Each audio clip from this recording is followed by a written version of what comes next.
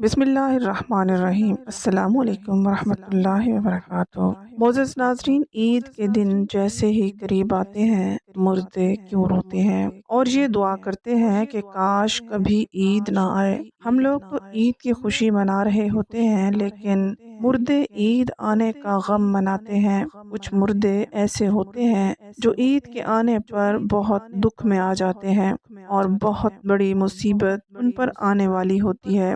اس وجہ سے وہ لوگ بہت پریشان ہوتے ہیں۔ نبی کریم صلی اللہ علیہ وآلہ وسلم نے ارشاد فرمایا، اگر کوئی شخص رمضان کے مہینے میں انتقال کرتا ہے تو اس کے اوپر عذاب نہیں ہوتا اور قبر میں اس سے سوال و جواب نہیں کیے جاتے، چاہے وہ کتنا بھی گنہگار بندہ کیوں نہ ہو۔ رمضان میں اس کا انتقال ہو جائے تو رمضان کے مہینے کی برکت اس کو یہ ملتی ہے کہ رمضان بھر نہ اس سے سوال و جواب ہوتے ہیں اور نہ ہی رمضان میں اس پر عذاب نافذ کیا جاتا ہے۔ جیسا کہ حدیث پاک کا مفہوم ہے کہ قبر کے اندر مردے کے لیے جہنم کی کھڑکی کو کھول دیا جاتا ہے اور مردہ قبر کے اندر جہنم کی تپش کو محسوس کرتا ہے۔ تو جو گنہگار مردے ہوتے ہیں وہ اس طرح سے جہنم کے عذاب اور گرمی کو قبر کے اندر محسوس کرتے ہیں، لیکن جب رمضان کا مہینہ آتا ہے تو آپ صلی اللہ علیہ وآلہ وسلم نے ارشاد فرمایا تو جنت کے دروازوں کو کھول دیا جاتا ہے اور جہنم کے دروازوں کو بند کر دیا جاتا ہے،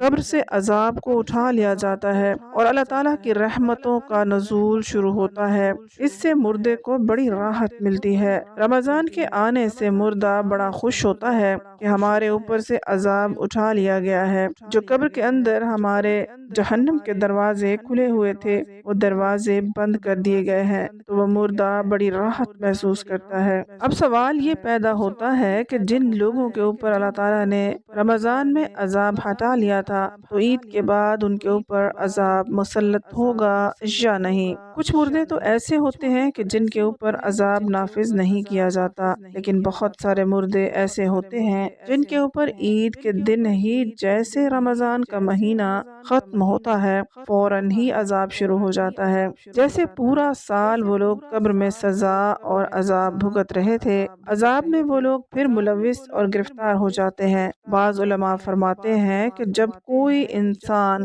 رمضان کے مہینے میں انتقال کرتا ہے اور اس سے قبر میں سوال و جواب نہیں ہوتے اور جب ایک مرتبہ کسی پر سے اللہ تعالیٰ عذاب اٹھا لے تو پھر دوبارہ ان پر عذاب نازل نہیں کرتا، بشرط یہ کہ اس کے لیے کوئی ایصال ثواب کر رہا ہو یا مغفرت کی دعا کر رہا ہو۔ ہر مردے کو اس کے اعمال کے مطابق سزا دی جاتی ہے۔ جو نیک لوگ ہوں جن کو اللہ تعالیٰ نے کافی معاف کر دیا کہ ان کو 2 یا 4 یا 6 مہینے سزا ہو گئی، بس اب رمضان کے گزرنے کے بعد دوبارہ ان پر عذاب نہیں ہوگا۔ لیکن اگر کوئی بہت زیادہ گنہگار ہے، مثلا کوئی ایسا بندہ جس کا اسلام سے کوئی تعلق نہیں ہے، جو اسلام کو جانتے ہوئے بھی اسلام کو مانتا نہیں تھا اور کفر و شرک کا مرتکب ہوا، تو اس پر رمضان کے بعد بھی عذاب جاری رہے گا۔ جب رمضان کا مہینہ ختم ہوتا ہے تو رمضان کی برکتیں بھی ختم ہو جاتی ہیں،